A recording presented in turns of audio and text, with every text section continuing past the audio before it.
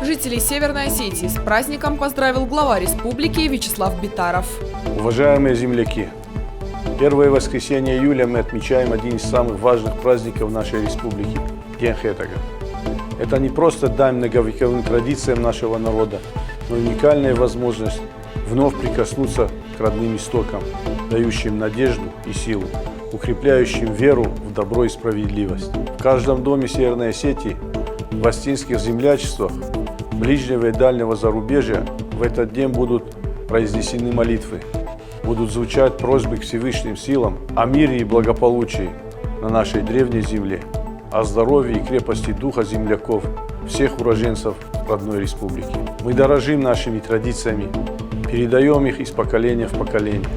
Стремимся научить молодежь также бережно хранить и соблюдать обычаи, составляющие суть духовной жизни астинского народа. Отметить этот праздник мы должны традиционно сдержанно, как это всегда было принято в Осетии.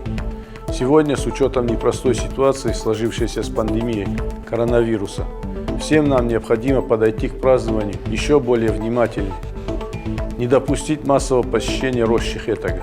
Так пусть День Хетага, который уже давно стал общим для представителей всех национальностей, проживающих в Северной Осетии, станет еще одним объединяющим началом.